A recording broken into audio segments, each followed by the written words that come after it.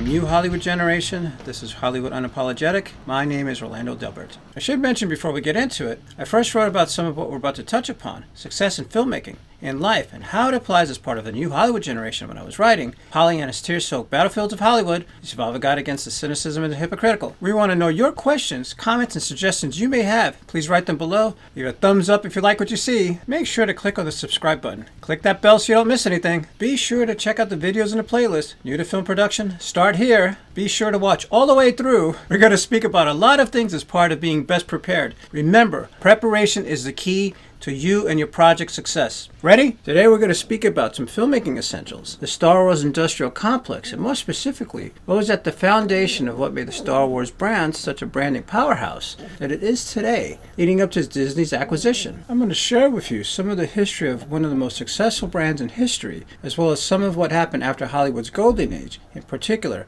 some facts on epic and swashbuckler-themed films, and the rise of the anti-heroes that helped influence George Lucas, the creator of Star Wars. What occurred in Hollywood after the end of the studio system in the 50s and 60s had an influence on the Star Wars universe. For many, much of the early things that occurred to keep the brand alive may not be what you may have expected, especially back in the 1970s. And for me, these details not only helped influence me getting into visual effects, they were influential in how I viewed and put together packages as a producer for television shows and for films. As part of the new Hollywood generation community, a lot of what I'm going to touch upon in this episode will be relative when you consider the timeline I'm about to share with you, how the Star Wars universe has directly influenced other film franchises, and the lessons that could be learned about the branding and the business side of filmmaking are all looked at together. And now with The Mandalorian streaming only on the brand new Disney+, Disney's new Star Wars ride, Rise of the Resistance, just opened up, and a Star Wars The Rise of Skywalker premiering on December 19th in some theaters, everything is coming together right now. And with that said, a bit of a history lesson is needed to understand what influenced George Lucas in the first place, dating back decades. During the golden age of Hollywood, the world of cinema was ruled by the industrialization of the Hollywood machine.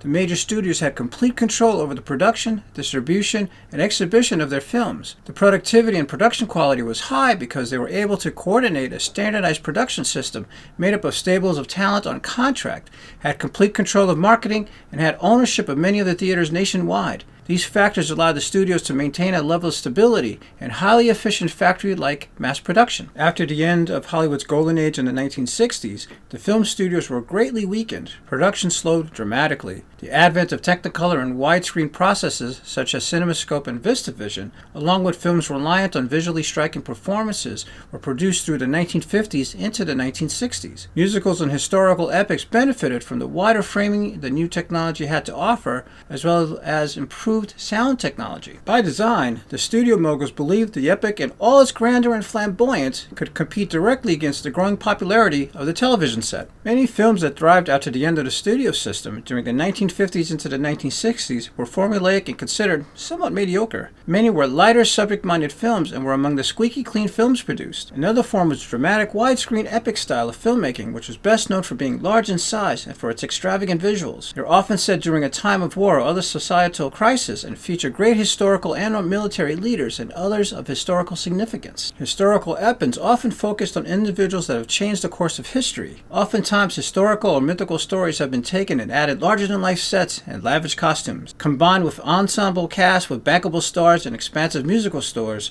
the genre of filmmaking became the most expensive films to produce. The historical epics of the 1950s and 1960s are known for usually taking place in ancient Rome, Greece, or Egypt, and have cast large numbers of paid background performers or background cast members, sometimes in the thousands. Some great examples of historical epics are Victor Fleming and George Cukor's Gone with the Wind, Stanley Kubrick's Spartacus, Anthony Mann's El Cid, and Joseph L. Mankiewicz's Robin Mammalian and Daryl F. Zanuck's Cleopatra. Mervyn LeRoy and Anthony Mann's Quo Vadis, Cecil B. DeMille's The Ten Commandments, and William Wyler's Ben-Hur helped make the religious epic popular during the 1950s. Judeo-Christian stories were the foundations for these popular films of the time. Stories involving Jesus, Moses, or other biblical or religious figures, as well as the use of Islamic history, Hindu mythology, and religious traditions were the basis of the religious or biblical epic motion picture genre. Just like the historical epic films, these motion pictures were produced on a large scale and also completed with soaring budgets and bankable star power. War epics usually were based around specific battles or or events of historical significance. They can have narratives about the consequences of life as a soldier or life in a prisoner of war camp or in an occupied country. Many war epics produced during this time had storylines taking place during World War II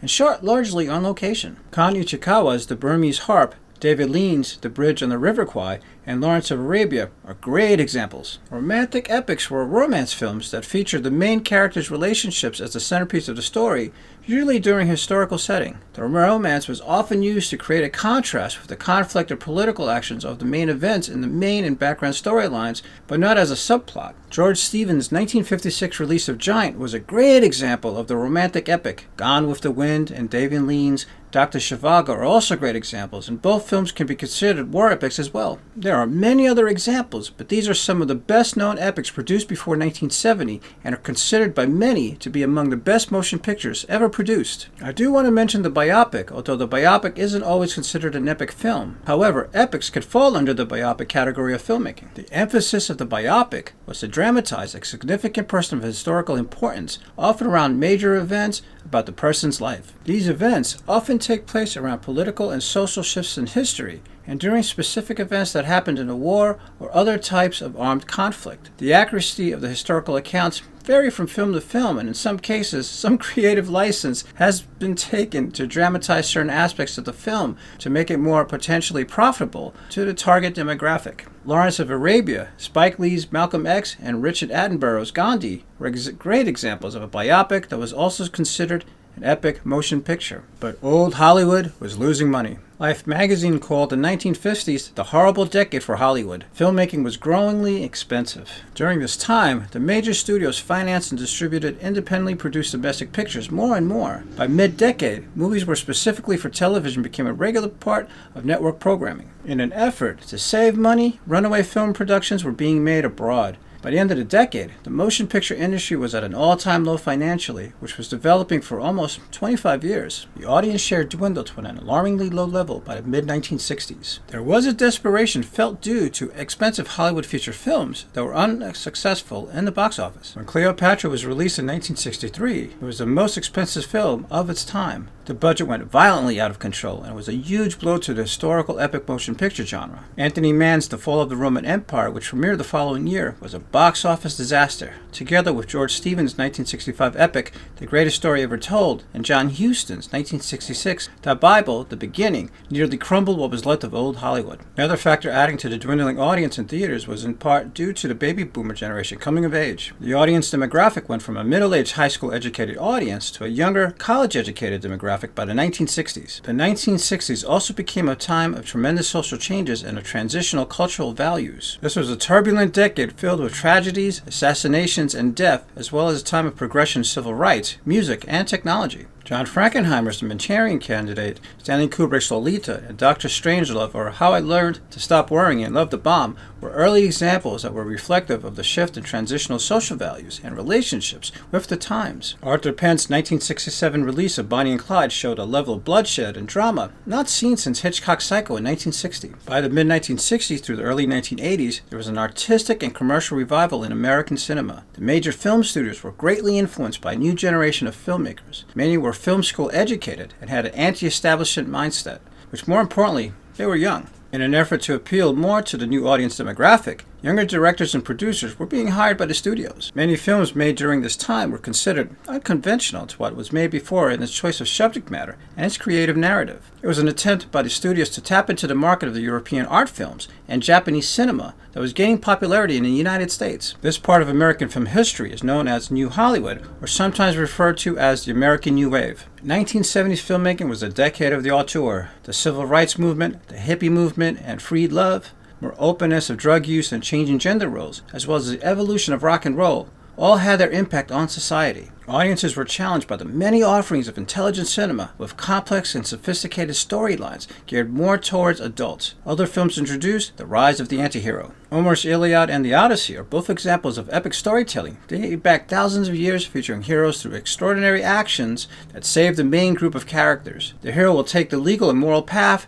create new possibilities, as a result, change the world. They are good examples of how dominant characters of the protagonist have become immortalized in ancient theater, opera, poetry, and pre-cinema literature. The anti-hero represents the same characteristics seen in the hero character. However, the anti-hero will take the less moral path to achieve the same goal as the hero in the name of the greater good. He will do whatever it takes to succeed, even at the cost of breaking the law, and commit murder if necessary, sometimes without any remorse at all. The characters are often more than just violent in their methods to inflict harm. They have very complicated, entwined inner conflicts, designed with which the audience can sympathize. I have always been a fan of 1970s cinema. I guess being a student of history has me leaning towards a deeper appreciation for political thrillers and stories that offer intelligent, social, and political commentary. And the use of the anti-hero protagonist I can relate to, because sometimes we just have to take situations into our own hands, regardless of the magnitude of peril that may potentially fall upon us. The uncertainty of the Cold War, the defeat in the Vietnam War, Watergate scandal, President Richard Nixon's fall from power, and an energy crisis were some of the events that had the public questioning the credibility of the government. Lack of faith in the way the United States was being run was growing. The motion picture studios produced films that reflected those turbulent times, questioning a politicized spirit among the people and growing hints of conspiracy, paranoia, and a dissatisfaction towards the government. They were able to tap into the suspicion and fear that were on the minds of the public. One of my favorite motion pictures is Francis Ford Coppola's 1974 release of The Conversation. This film is a brilliant character study about a deeply conflicted and flawed man on the edge of unraveling, wrapped up in a conspiracy thriller. Harry Call, played by Gene Hackman, is a surveillance man who was hired to record the conversations between two workers. The film follows him in a furtive and yet somewhat intrusive manner as he realizes his work may have yet again become the catalyst to a murder of a young couple. As Call becomes consumed by his doubts and faith, he disregards his professional distance by a sense of guilt, driven by a past case and what may happen to the two he has been paid to listen to. As the audience, you are pulled into Call's world as it disintegrates with his paranoia and mental fragility. He is a character made up of contradictions, paid to spy on the private lives of others, and frighteningly protective of his own privacy. This film is a very thought-provoking examination of paranoia and voyeurism, and a great example of the conspiracy paranoia and dissatisfaction towards the government many had at the time, and is also a great example of the anti-hero. This film is also required viewing as part of curriculums of many film schools because of the technical aspects of the film, in particular the use of the camera shots, the audio, and scoring designed to suck the audience in. And to think, Coppola directed The Conversation in between The Godfather and The Godfather Part 2, as well as directed Apocalypse Now within the span of 10 years, is amazing. Sidney Pollack's 1975 release of 3 Days of the Condor is another great example of the use of the anti-hero reflective of the conspiracy paranoia towards the government felt by many of the time. Joe Turner, codenamed Condor, worked for the Central Intelligence Agency. Him and his co-workers for Section 17 are tasked to read everything that is published, searching for information planted by national security agencies for the United States or of enemy regimes and active operations. After returning to the office from a lunch food run, he finds 6 out of the 7 of his colleagues at work that day, including his girlfriend Janice Kahn, have been executed. The 7th has been murdered in his home. Not knowing any of his superiors outside Section 17, he calls his superior and asks for someone to bring him in, which turns into an attempt on his life. In an act of desperation during his escape, Turner abducts a woman named Kathy Hale and forces her to shelter him until he can figure out what is going on. Turner kills a man connected to the CIA, dressed as a postal delivery character at Hale's home, who attempted to kill him. 2 of many other examples of films, such as Alan J. Pakula's 1974 release of The Parallax View and his 1976 release of All the President's Men, both fed into the conspiracy paranoia and disillusionment felt among the public of the time. Other motion pictures that feature the anti-hero as a protagonist can be seen with Popeye Doyle in the 1971 release of The French Connection and the 1975 release of French Connection 2, Travis Bickle in Martin Scorsese's 1976 release of Taxi Driver, Inspector Harry Callahan in Dirty Harry films, and his roles in the Sergio Leone spaghetti westerns with Clint Eastwood. The Hollywood film studios were not doing well financially. Things began to change when Robert Evans became head of production at Paramount Pictures, the 9th largest film studio at the time, when he purchased the rights to a 1966 novel titled The Detective. It was made into a film starring Frank Sinatra, Lee Remick, Jack Klugman, Robert Duvall, and Jacqueline Bisset. Through his hard-hitting production style, Evans transformed Paramount into the most successful Hollywood studio. Paramount produced under Evans many successful films, which included Barefoot in the Park, The Odd Couple, Rosemary's Baby, The Italian Job, True Grit, Love Story, Harold and Maude, The Godfather, Serpico, The Conversation, The Great Gatsby, and many others. Evans made a deal with Paramount that allowed him to stay on as the studio head, and also giving him the ability to produce films under his own brand, which also gave him better financial compensation. He stepped down as production chief to produce his own projects independently after the huge critical and commercial success of the 1974 release of Chinatown, directed by Roman Polanski. Does my speaking about the period after Hollywood's golden age, and some of the films that thrived after the end of the studio system make sense? Does my speaking about motion pictures that feature the anti-hero as a protagonist make sense? If it does, write hashtag New Hollywood Generation in the comments below. That's hashtag New Hollywood Generation. By this time, George Walton Lucas Jr., who is best known as the creator of the Star Wars and Indiana Jones franchises, founded the film and television production company Lucasfilm Limited, LLC, in 1971. Lucas later founded in May of 1975 the motion picture visual effects company, Industrial Light and Magic. ILM was considered the industry leader production house for computer graphics and special digital effects, especially during the 1980s. Lucas had already written and directed the 1971 release of THX-1138,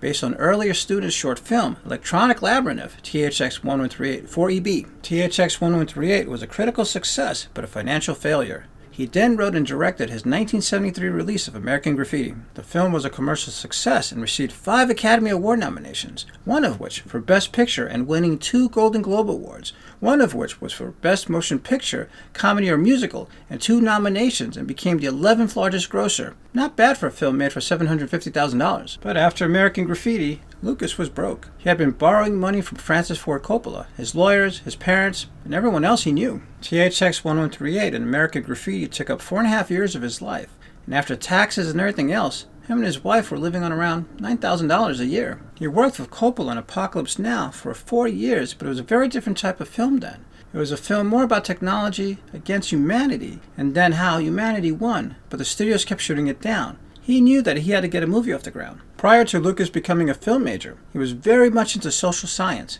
He was able to look at a culture as a living organism. He wanted to see why it does what it does. He identified the kids at the time were lost. The 60s wiped away a lot of the tradition young people had with one another and replaced it with just sitting around and getting stoned. Lucas realized the effect he had on young people with American Graffiti. He went back to his hometown of Modesto, California, and saw young people cruising in their cars again. He realized the film helped teens rediscover what it was to be a teenager and to get back some of what was lost. He also noticed that 10 to 12-year-olds lost something as well. There weren't fantasy films and associated theater experiences like westerns and pirate films on which he grew up on as a kid. Films made up of high adventure. The Flash Gordon space adventure comics and serials fascinated Lucas since he was the age of 9. So much so, he attempted to buy the rights to the Flash Gordon characters in May 1971. In an interview with Alan Arnold in 1979, Lucas said, "I especially love the Flash Gordon serials. Of course, I realized how crude and badly done they were. Loving them that much when they were so awful, I began to wonder what would happen if they were done really well." While he was on a trip to New York with Coppola to help secure funding for American Graffiti from United Artists,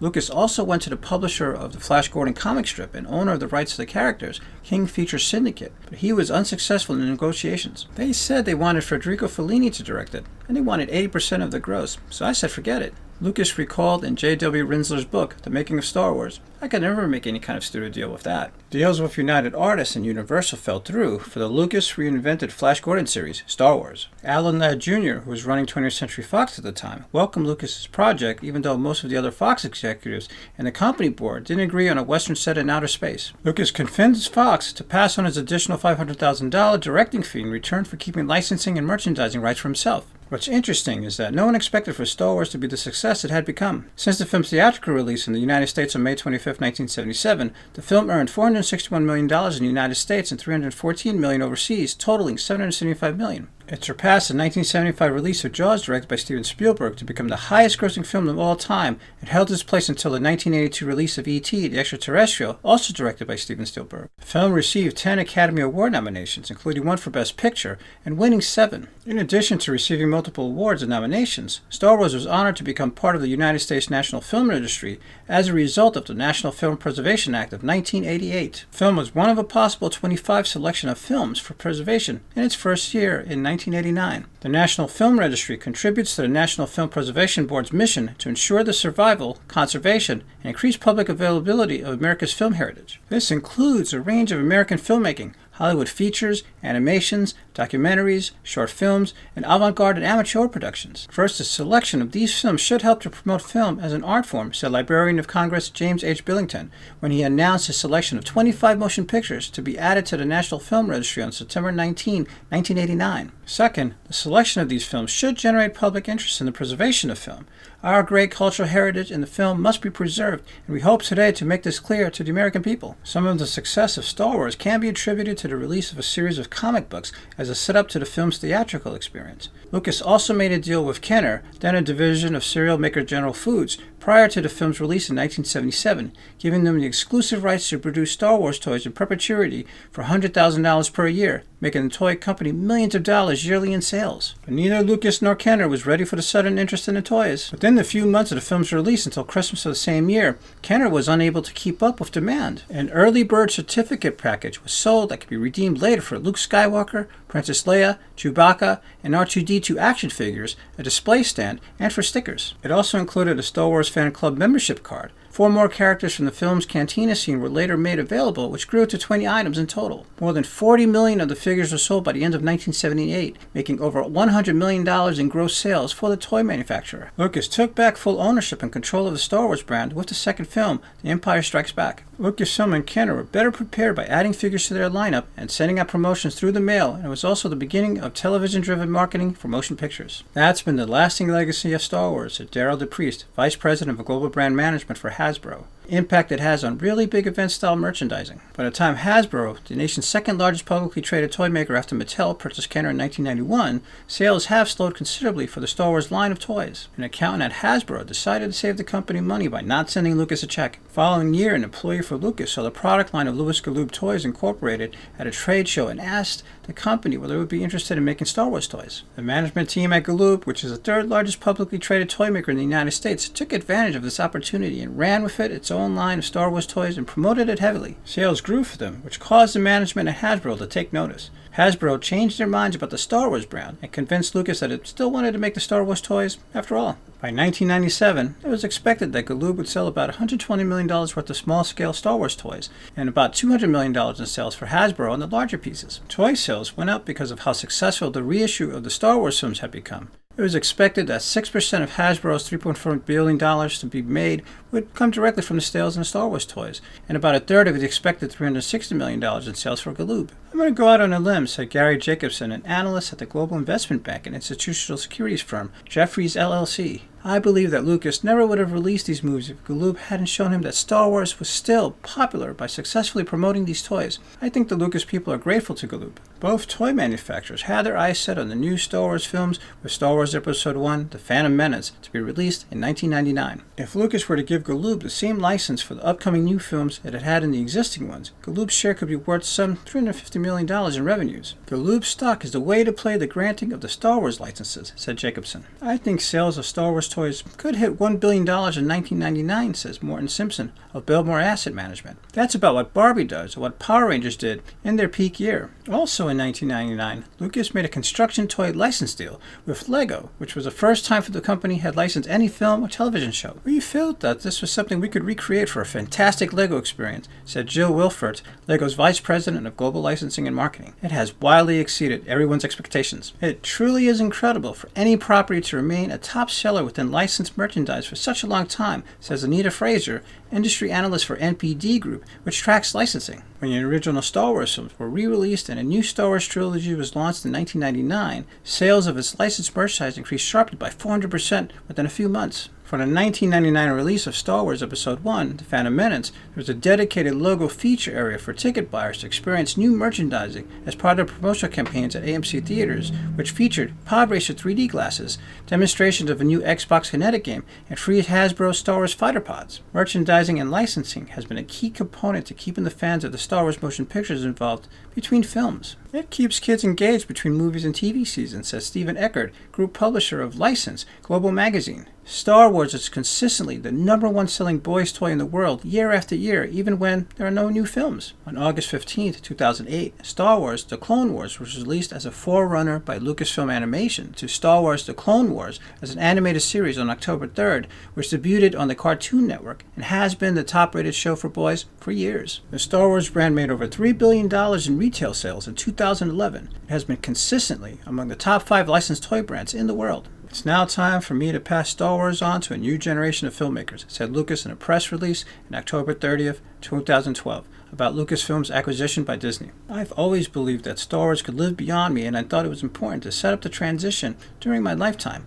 I'm confident that with Lucasfilm under the leadership of Kathleen Kennedy and having a new home with the Disney organization, Star Wars will certainly live on and flourish for many generations to come. Disney's reach and experience give Lucasfilm the opportunity to blaze new trails in film, television, interactive media, theme parks, live entertainment, and consumer products. We're going to concentrate on the Star Wars franchise, Senior Executive Vice President and CFO for the Walt Disney Company, Jay Rasulo, said in the October 30th, 2012 press conference regarding Disney's purchase of Lucasfilm and the rights to Star Wars for Disney for $4.05 billion.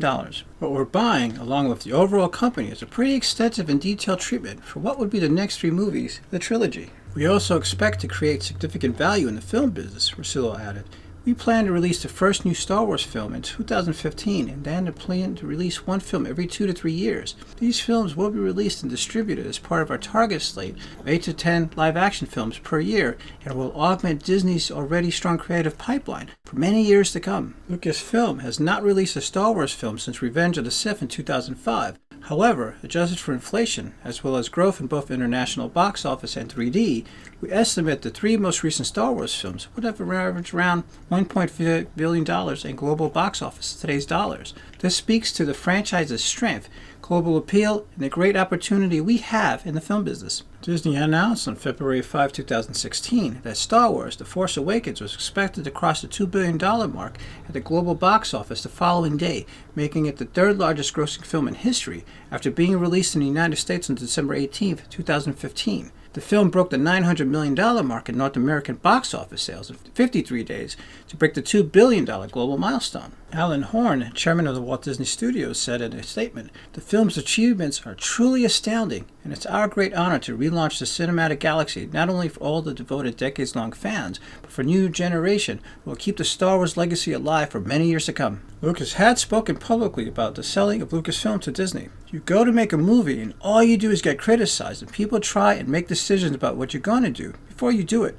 Lucas said in a video for October 7, 2015, Vanity Fair's New Establishment Summit. It's not much fun, and you can't experiment. You can't do anything. You have to do it in a certain way, and I don't like that, and I never did. I started out in experimental films, and I want to go back to experimental films, but of course, nobody wants to see experimental films. On December 6, 2015, Lucas was being honored for his lifetime achievements in arts and culture at the Kennedy Center Honors. While he was on the red carpet, he was asked about his opinion on the first Star Wars film produced without his involvement. The issue was ultimately that they looked at the stories and they said, "We want to make something for the fans," Lucas said. "People don't actually realize it's actually a soap opera, and it's all about family problems. It's not about spaceships." So they decided they didn't want to use those stories. They decided they were going to go do their own thing, so I decided, fine, I'll go my way, and I'll let them go their way. Without a doubt, Star Wars helped bring back mainstream attention to the science fiction and fantasy epic dramas. This also happened with the 1968 release of Frank and Jay Schneider's Planet of the Apes and Stanley Kubrick's 2001 A Space Odyssey. There have been other motion pictures that have been great box office successes of this scale. James Cameron's 2009 release of Avatar became the most successful blockbuster of all time, over $700 million in box office domestic gross earnings and over $2.7 billion worldwide, proved the science fiction and fantasy epic genre was still a popular moneymaker. Prior to the film's release, director James Cameron, producer John Landau, actors Zoe Saldana, Stephen Lang, and Sigourney Weaver appeared at the 2009 San Diego Comic-Con to promote the film. While at the Comic-Con panel, Cameron announced August 21 would be Avatar Day, which marked the release of the film's trailer, the official game trailer, and the toy line. On July 23, 25 minutes of footage was screened in Dolby 3D.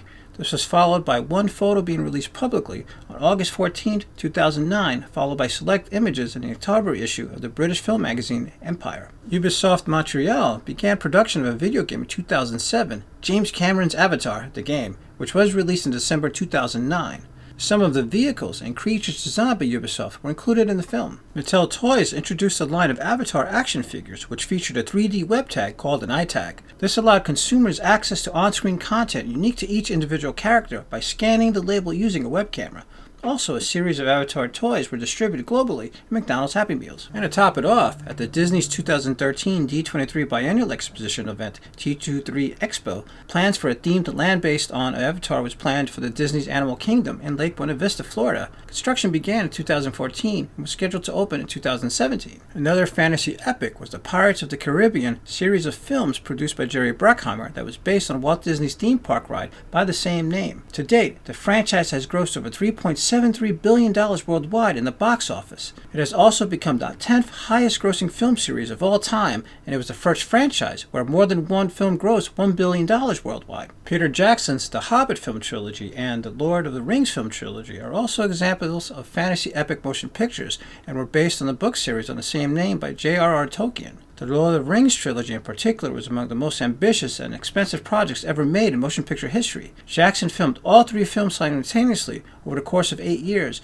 with an overall budget of $281 million. One common element between Avatar, the Pirates of the Caribbean series of films, the Hobbit film trilogy, and the Lord of the Rings film trilogy is that they were built upon the concept of fantasy epics and adventure films. With the exception of the Pirates of the Caribbean series, these films also fell under the high fantasy subgenre of fantasy films, which means the stories took place in an imaginary world by the heroic importance of its characters and the storylines. These films are just a few examples of how the entire Hollywood business model has shifted and was built directly from the lessons learned since the 1977 release of Star Wars. These films were able to capitalize on movie merchandising and marketed success, which up until then was an unknown concept, the great commodification of motion picture. Cinema became industry on a scale like nothing before, transformed more and more away from the foundations of what made this medium art. I should add that retail toy sales for 2014 were $18.08 billion in the United States, an increase of 4% from the $17.46 billion in 2013. Also, 31% of the $5.7 billion in toy sales for 2014 were of licensed toys. This included Hollywood-created intellectual properties, such as Disney's Frozen, which made $531 million in toy sales alone in 2014. This was an overall increase of 7% of retail sales from the previous year. Looks like everybody has their ducks in a row, and all signs are positive, said Marty Brushstein, Senior Vice President, Industry Relations and Information for Lima, the licensing association. There are a lot of big properties out there that have proven in the past to be very toyetic. We're just talking sequels and a lot of things that promise to be pretty good. On December 25, 2015, Charlie Rose interviewed Lucas. They were discussing the downside of Star Wars when Rose quoted Spielberg about the pivotal point of the entertainment industry. It is the moment in which the entire industry changed. Star Wars is the moment when the industry changed. It changed for the good and the bad, responded Lucas. When you bring new things to a society, it's like the balance of the Force. You can either use it for good or you can use it for evil. What happens when there is something new is people have a tendency to overdo it. They abuse it. There are two things that got abused with Star Wars and is still being abused. When Star Wars came out, everybody said it's a silly movie, just a bunch of spaceships and stuff. There's more to it than that, but everyone said it's just a bunch of spaceships. That part of the science fantasy got terribly abused, so everyone went out and made spaceship movies. They were all horrible and lost tons of money. The other part is the technology, especially when it came down later to digital technology, where you can really do anything, which people just abuse, which they did with color, they did with sound. Whenever someone brings a new tool, everyone just abuses it, and you forget the fact that it's actually a story. The other thing that got abused, the studio said, wow, we can make a lot of money. This is a license to kill. And the only way you can do that is not take chances. Do something that's proven. You have to remember that Star Wars came from nowhere. American Graffiti came from nowhere. There was nothing like it. Now if you do anything that's not a sequel or a TV series or looks like one, they won't do it. That's the downside of Star Wars, and it really shows the enormous lack of imagination and creativity on the part of the industry. You're selling creativity, raw creativity from talented people. Now the problem has always been the studios, Lucas told Charlie Rose during an interview at a Chicago Ideas Week on October 17, 2014. Although the beginning of the studios, the entrepreneurs who ran the studios were sort of creative guys. They would just take books and turn them into movies and do things like that. Suddenly, all these corporations were coming in. They didn't know anything about the movie business. All of this is great for the major studios, but not so much for the rest of us. a lot of focus and money is thrown into creating films of high spectacle but lacking in intelligence. Outside of the independent and foreign film worlds, many Hollywood films are heavy in special effects but lack substance and story. I'll get more into that in the Fracturing of Hollywood Motion Pictures and what that means to you in other episodes throughout the series. If you enjoy this content, please subscribe and click on the bell to know when we have more for you and more episodes are coming. Please share with someone you know who may find what we spoke about today beneficial. Like if you like what you see, dislike if you don't. And let us hear from you. Are you going to use what we discussed today? Yes or no? Let us know in the comments below. Please consider what I offered you today and consider what your role is as a new generation of content creators. And feel free to take advantage of other members in the new Hollywood generation community. We're all here to grow together and to help one another. We have a strong group on Twitter. Come join the new Hollywood generation and meet some fellow filmmakers and content creators. If there is a subject you want to know more about, or just want to say hi, please do. I have a challenge for you. I want you to look at what your dreams are and think about if where you are today is in line with achieving your goals. I want you to ask yourself if you are doing all that you can to bring yourself one step closer. I strongly believe you can do anything you truly want if you believe in yourself. Plan, prepare, and are resilient to the obstacles that come your way. Set a goal, make a plan, go for it. You can do anything. Are you ready for the challenge? If you're looking for filmmaking for beginners, Filmmaking 101, and for some filmmaking tips on how to want to be a filmmaker, make sure to click on the subscribe button. Click that bell so you don't miss anything. Looking for how-to filmmaking essentials? Be sure to check out the videos in the playlist. New to film production? Start here. Think of this channel as a film crash course, filmmaking crash course, and an introduction to filmmaking entrepreneurship to build the skills needed well beyond just how to succeed Hollywood and beyond whatever discussions other how-to film school, how to indie filmmaking in general, how to film industry channels just don't talk about. The whys you truly need to know to help you grow as a thought leader in life, the entertainment industry, and how it applies as part of the new Hollywood generation is in this video series and in the Pollyanna's tear-soaked Battlefields of Hollywood, a survival guide against the cynicism and the hypocritical series of books, links below. Remember, preparation is the key to you and your project's success. Ready?